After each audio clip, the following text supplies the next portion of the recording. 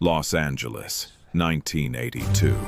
The conference room at Epic Records was filled with executives in expensive suits.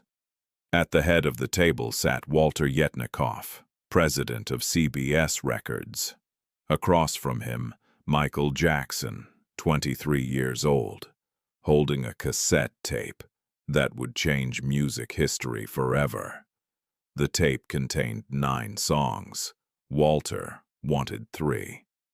This is the story of the day Michael Jackson was told that black artists couldn't dominate radio, and how his response changed the entire music industry.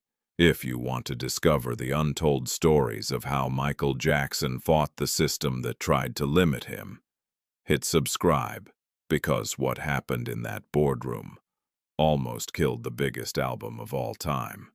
May 1982. Michael Jackson walked into Epic Records carrying the final masters. 8 months with Quincy Jones. 9 perfect songs. Wanna Be Startin' Something. Baby Be Mine. The Girl Is Mine. Thriller. Beat It. Billie Jean. Human Nature. PYT Lady in My Life. 9 songs Michael believed could all be singles. But the industry had an unwritten rule. Black artists get 3 singles maximum. White artists like Springsteen, 6, 7, 8 singles. Black artists, 3. Maybe 4 if lucky. Michael arrived at 2 p.m. Frank DeLeo and Quincy already there. 14 executives waiting. Walter Yetnikoff at the head. The most powerful man in music. Everything on CBS or Epic went through him. The gatekeeper. Michael, Walter said, smiling. Let's hear what you got. For 45 minutes, the room listened. When it ended, Walter started clapping. Incredible! This is fantastic! You and Quincy have done something special. Thank you, Michael said. I think we've got something that can really connect. You absolutely do, Walter agreed. This album is going to be huge. We're releasing 3 singles. Billie Jean, Beat It, and Thriller. Michael's smile faded. 3 singles. 3's the magic number. We'll space them out over 6 months. What about the others? Michael asked. Wanna Be Startin' Something? PYT Human Nature. They are incredible, Walter said. But we don't oversaturate. 3 singles is the standard. It's not the standard for everyone, Michael said quietly. Bruce Springsteen released 7 singles from The River. Billy Joel released 6 from Glass Houses. Walter's smile disappeared. Those are different situations. How are they different? Those artists have broader appeal, Walter said carefully. My audience is large, Michael said. Off the Wall sold 10 million copies. Michael, you're talented, Walter said. But there are realities. Radio has formats. We can't force 7 Michael Jackson singles down their throats. Why? Because that's not how it works for R&B artists. And there it was. R&B artists. Code for black artists. Michael sat perfectly still. The room silent. I see, Michael said. So the issue isn't the quality. It's the color of the artist. Walter's face went red. That's not what I said. It's exactly what you said. You just used different words. Walter stared at Michael. Michael stared back. No fear, no anger, just calm certainty. Michael, I've been in this business 20 years. I know how radio works. 3 singles is the right call. And I'm telling you that limiting this album to 3 singles is leaving money on the table. And it's doing it for one reason. Because you don't think radio will play a black artist 7 times in 1 year. I didn't say that. You didn't have to. Michael stood up. Gentlemen, thank you for your time. Walter stood too. Michael, don't make this a race thing. Michael looked at him, smiled. A sad smile. Walter, it's always been a race thing. You've just never had to notice before. And Michael walked out. For 2 weeks, nothing happened. Epic called daily. Michael refused meetings. Walter was furious. He'd never had an artist walk out on him. Never had one accuse him of racism, even politely. But Thriller was Epic's most expensive album ever. Over $1 million invested. Early feedback was incredible. They needed Michael to cooperate. Michael wasn't cooperating. Finally, Walter called Frank DeLeo. "Frank, this is ridiculous. What does Michael want?" "Creative control over the singles," Frank said. "He wants to release as many as he thinks will work." "That's not happening," Walter said. "I'm not giving a 23-year-old control over a multi-million-dollar campaign." "Then we have a problem," Frank said. "Because Michael's not budging." Walter was quiet. Then he said something that changed everything. "Tell Michael if he doesn't agree to our terms, we'll shelve the album." "Excuse me? You heard me. We'll shelve it. Push the release back indefinitely. Focus on other artists who actually want to work with us." When Frank told Michael what Walter had said, Michael sat in silence for a long time. "They're going to bury the album," Frank said. "They're going to kill it before it even comes out." Michael looked out the window. "They think I'll back down," he said quietly. "They think if they threaten me, I'll give in. Will you?" Frank asked. Michael turned to face his manager. "No! Even if it means the album never comes out. Even if it means that." Michael's voice was steady. "Because if I back down now, I'll be backing down for the rest of my career. Every executive, every label, every person with power will know that if they push hard enough, Michael Jackson folds.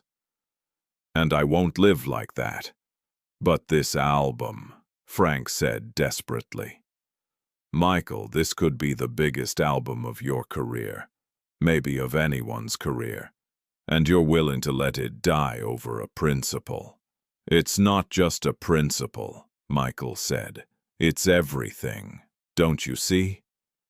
If I let them tell me that I can only have 3 singles because of the color of my skin, then what's next?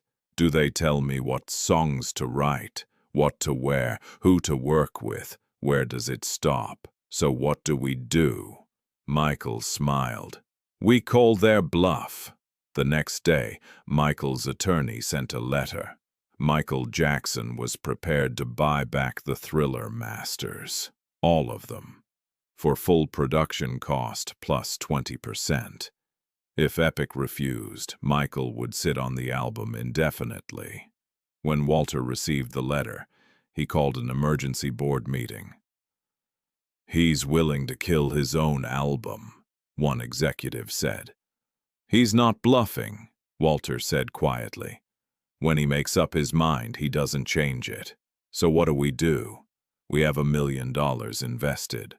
Walter was quiet. He'd been in music long enough to know when he'd lost. He picked up the phone. "Hello, Walter," Michael answered on the first ring. "We need to talk. I'm listening." Walter took a deep breath. "You win. You can release as many singles as you want. And I want creative approval on all marketing," Michael said. "Done. And full promotional budget for each single. You'll have it. And Walter, I want you to understand something. I'm not doing this to be difficult. I'm doing this because I know what this album can be. And I'm not going to let anyone limit it because they don't believe a black artist can dominate the charts." Walter was silent. Then, "I never thought of it that way." "I know," Michael said. "That's the problem."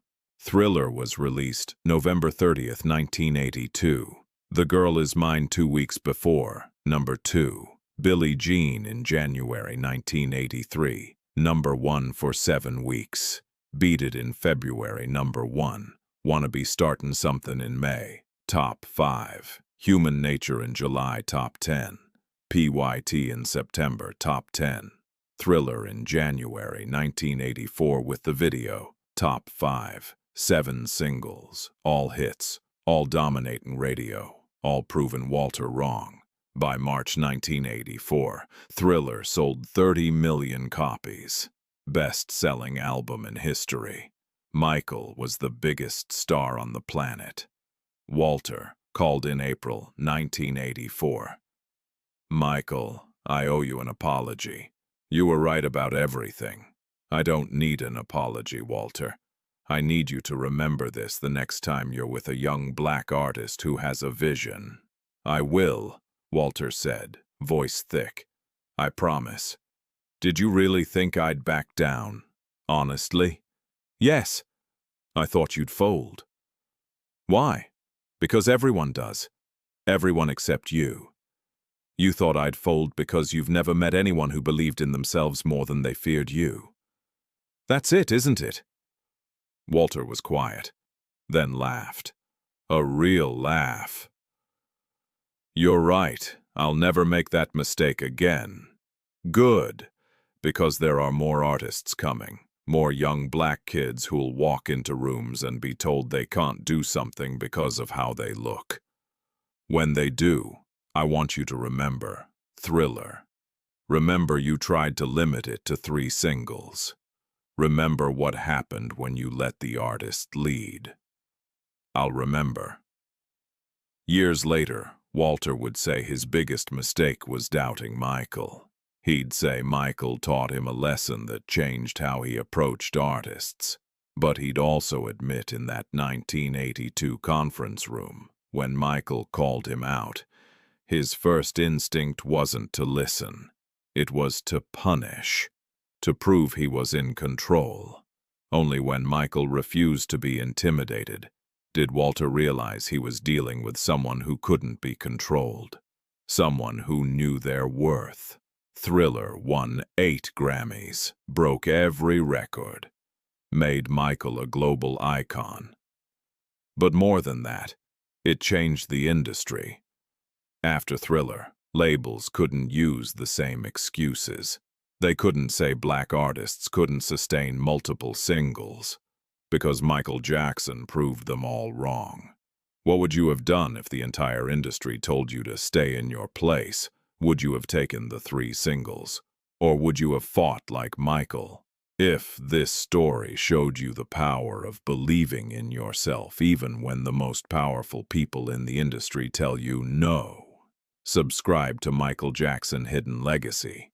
We uncover the battles Michael fought that changed not just his career but the entire music business. Hit like if Michael's refusal to accept limits inspired you. Share with someone who needs to hear that your vision is worth fighting for no matter who doubts it.